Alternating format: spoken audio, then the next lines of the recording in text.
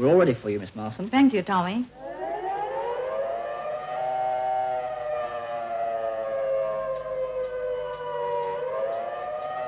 We're back. Oh yeah, yo. Oh yeah, yo. Oh yeah, yo. Kick it up and take what you got. Polish the lyrics and make the beat real hot. Dance till you start to sweat. Go tell your friends that I'm live and you should not miss the best sounds around. 'Cause we're hype and kicking it loud. Check out the show if you wanna know what's up on the street and ready to go. Sit back, marvel at your feet. No other rhythm rides like behind the beat.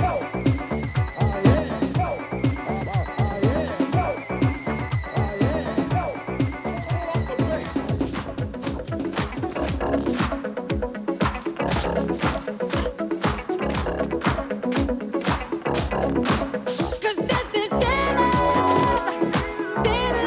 night, and no one's gonna save you from the beast about to strike. You know it's dead night. You're fighting for your life inside a killer thriller.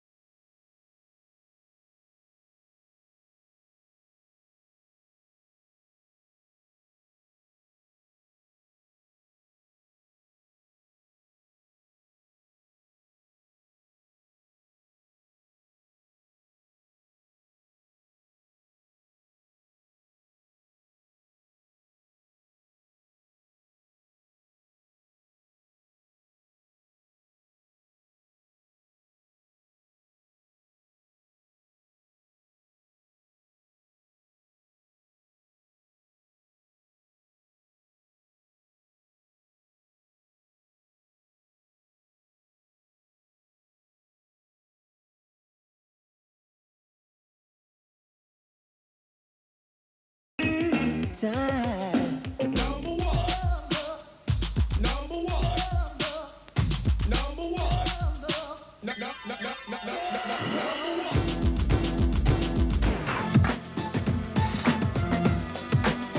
This thing called life.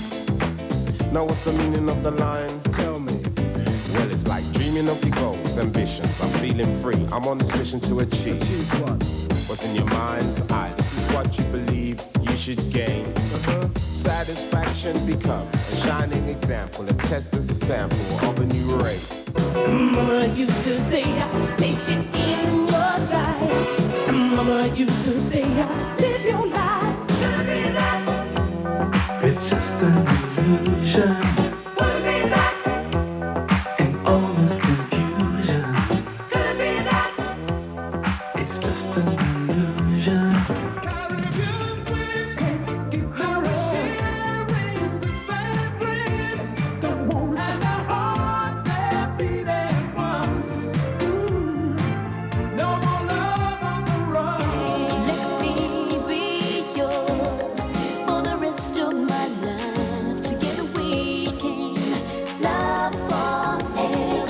only happened throughout this particular decade that we can firmly say we have our own kind of people that were brought up and cultured and whatever in this particular country.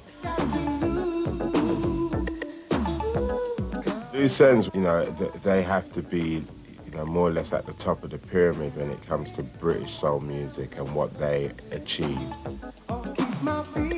They were the ones who initially went to America and managed to convert the unconverted, to making them understand that there was a scene going on in Britain.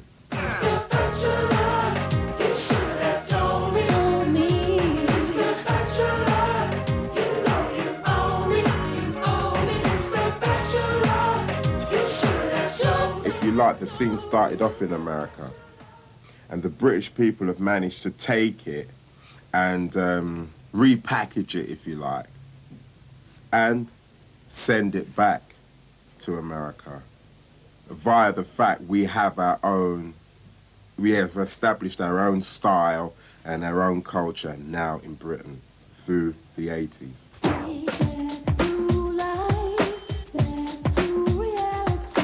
The music is now hard, as opposed to in the old days, it was known as being the British soul music as being a bit weak. Now the British soul music is as hard, if not harder, than a lot of the American stuff. It's all about control. You know, Soul to Soul's managed to get as far as we've got today, not by just performing and making good records or having the shop and whatever else we got going on. It's organisation. That's where a lot of the other bands missed out in the early days, was the fact that they didn't have people who were able to present their case, in effect, let's say to a record company, who would then be able to deliver them or give them the pedestal that they could stand on for them to be more successful. So there it is. Work it out for yourself. Yeah, be selective, be objective, be an asset to the collective. A beginning is what we've achieved. You know you gotta get alive. Probably more important for the up-and-coming generation, they now have something that they can look to. And then for an organisation like Soul to Soul to be nominated for the NAACP Awards, I'm still speechless. I'm about the proudest person in England. You know what I mean? As a black man, I'm, you know. Too much.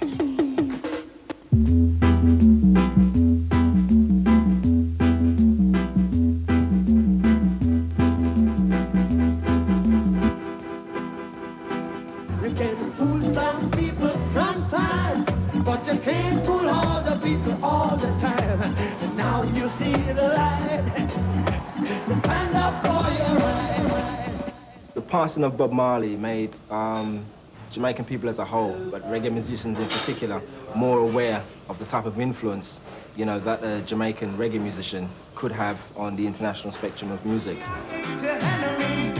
We walk on common ground. We don't need to fight each other. What we need. But don't turn around, 'cause you're gonna see my heart breaking. Don't turn around, I don't want to see me crying.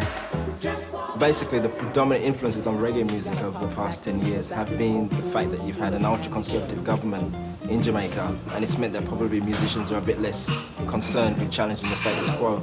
In Britain in particular, there's been more incorporation of reggae music into the pop mainstream. You've also had an interesting phenomenon in that you've had people like Smiley Culture, who's, you know, a basic reggae MC. You had someone like Maxi Priest, who looks as if he's going to be popular throughout the 90s as well. Oh, baby, baby, it's a wild world. It's hard to get by, just upon a smile, girl. Bob Marley's music and his influence began the decade, you know, for reggae music, and it's interesting that, you know, Ziggy Marley seems to be in a very similar position at the close of the decade.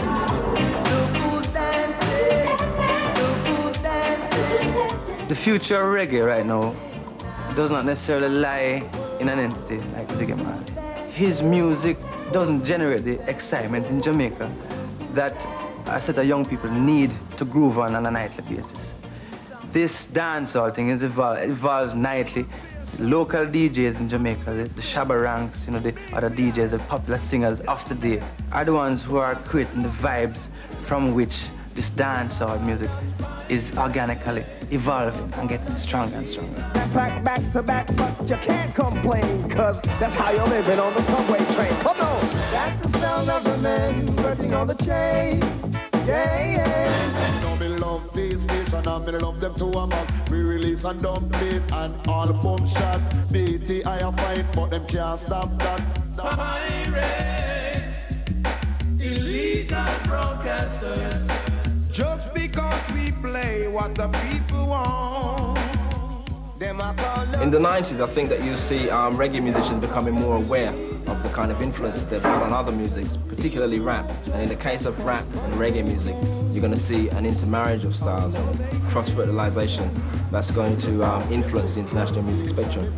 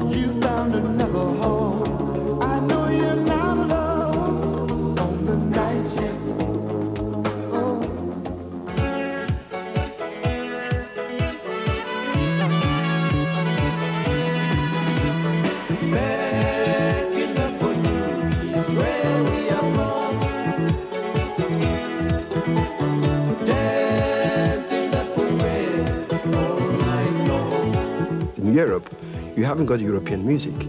You have rock and other sounds. I do not see why you could lump the whole world together as a musical style, because you're talking of completely different things, different aspirations, different culture, different rhythms, different approaches to music.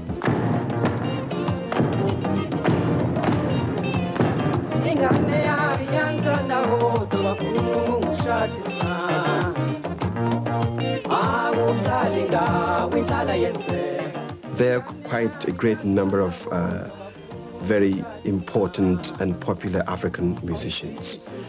You got Fela Anikulapo Kuti from Nigeria. You've got Mani Dibango from Cameroon. You've got Miriam Makeba and Hugh Masekela from South Africa.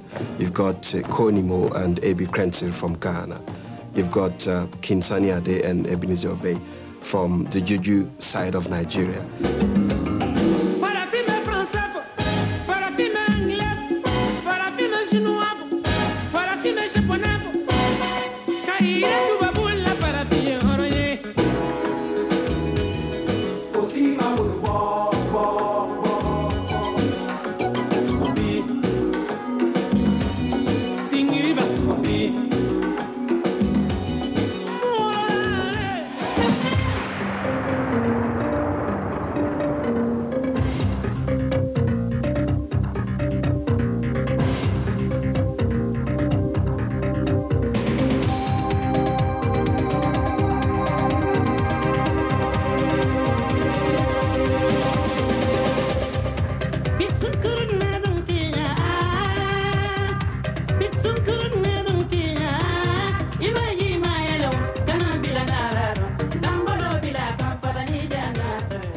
African music has got a big permanent market in Africa, even before Europe began to have any semblance of interest in it. African music, for it to survive, would always depend on its home market. And it will ever grow because people do identify with the lyrics, they do understand the lyrics, they identify with the culture, they identify with the music.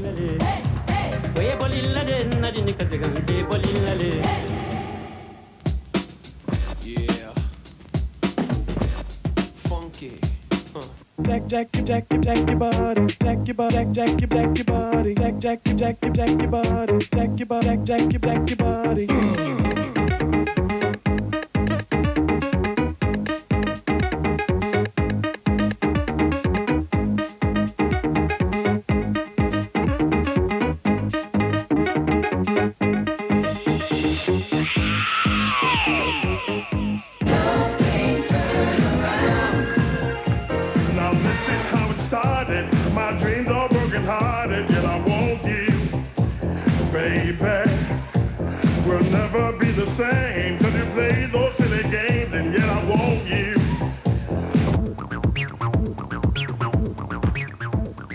Acid House is from Chicago.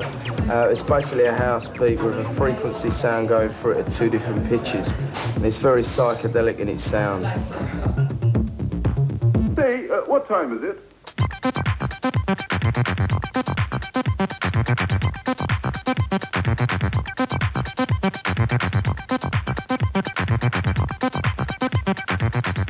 Acid was a big force then. The new generation of clubbers. The term acid was very big. Queues for miles was the biggest thing. Let me take you to a place I know you wanna go. It's a good life. Hey, yeah. I don't wanna stand around and beg you. Just don't say no. The techno sound comes from Detroit. Again, it's house-based with a very European influence. I like my bag, I took my brush, I'm leaving now. I've had enough, this can't go on.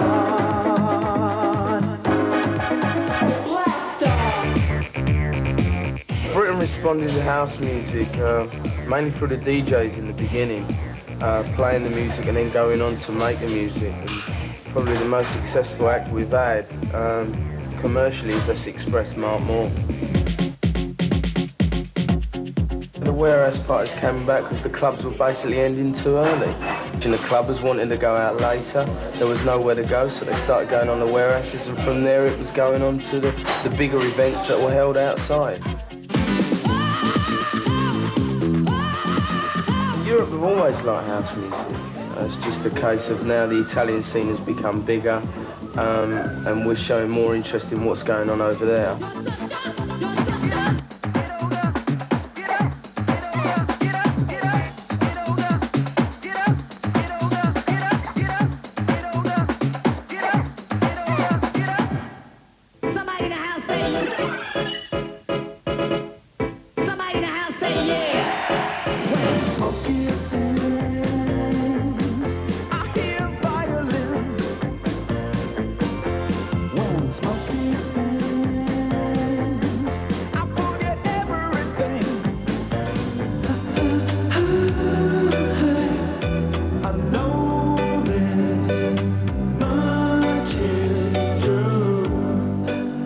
Tracks either have soul or they haven't, you know, and there's something about it that's really exciting. Well, I love them and I leave them, break their hearts and deceive them everywhere I go. When someone says that track's got a lot of soul, it's more of a descriptive thing than a noun, you know. I think soul music, I don't think you get that so much now. The river was deep, I didn't falter, the mountain was high. The whole roots of soul are really, really powerful, and so it's so attractive to any musician. They just like it, and they want to be able to do it, and it comes out in some twisted way, you know, that's more white. And I suppose it appeals to a wider audience. We're no strangers to love. You know the rules, and so do I. A lot of white artists, it's much better just to listen to it, enjoy it, and let it come out as an influence.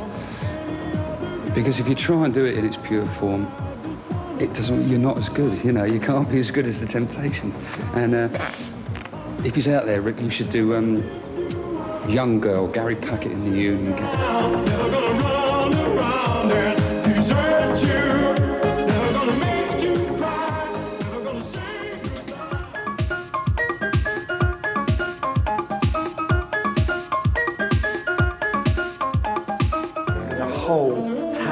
A whole pack of great musicians coming through, from Julian Joseph, who's a pianist who's just come back from touring the States with Branford Marsalis, to Jason Rebello, who's another great pianist. We've got Ed Jones, we've got Bucky Leo. Steve Williamson's got a new album coming out in the new year.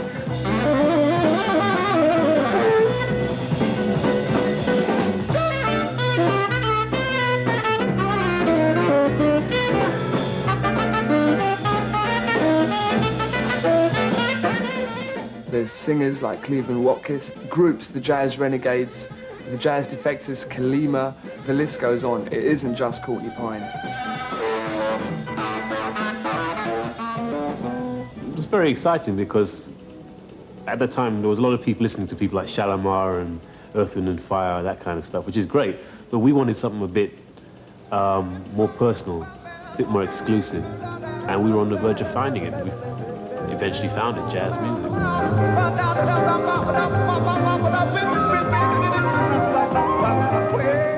Every day you could come with a different groove that your friend hadn't heard. You know, it was just the well so deep that, you know, we had to embrace it, really.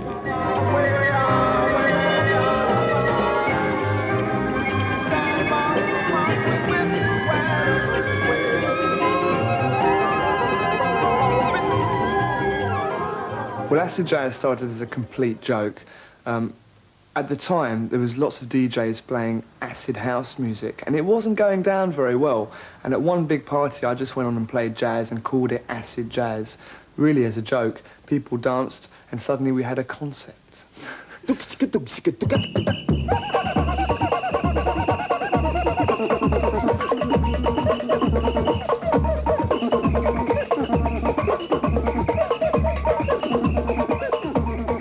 It was a hype, and it was a complete marketing attack. The 80s was, in my opinion, the year of the hard sell in the music industry. If jazz wasn't going to get in with all the other forms of music and sell itself that strongly, it was going to get ignored. The positive thing was the fact that musicians were able to get record deals, get the exposure to carry on the jazz tradition, and most importantly, to create a very distinct British jazz sound.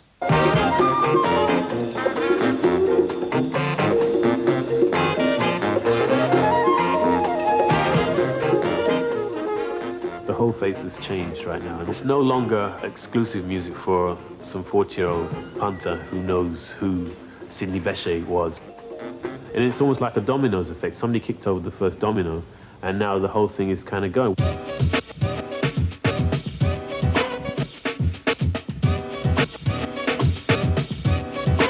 I'd like to say peace. My name is Afrika Bambaataa of the Soul Sonic Force, Shango Time Zone, the almighty universal Zulu Nation.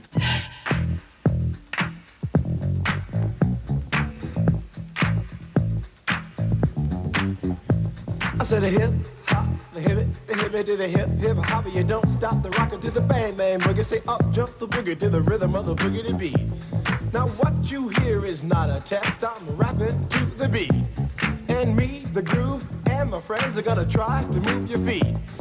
You have the rapping, the talk of Malcolm X, Minister Louis Farrakhan, all the way up to the hip-hop rapping, which is Afrika Bambaataa and the Soul Sonic, the Jungle Brothers, Chuck D, Sugar Hill Gang, old school, new school, just rocking the house. Rats in the front room, roaches in the back, junkies in the alley with the baseball bat. I tried to get away, but I couldn't get far, cause a man with the tow truck repossessed my car. Don't push me, cause I'm close to the edge. I'm trying not to lose my head. You need different things in rap, and it's good that you have a variety where people can like say, well, I feel like listening to something egotistical or, you know, something real macho, so they listen to LL. Or you want to hear something like really serious, like sort of melodramatic, and you listen to Rakim. Or you want to hear something really radical, and then you turn on Chuck D and Public Enemy. You know, so you have different plateaus in rap.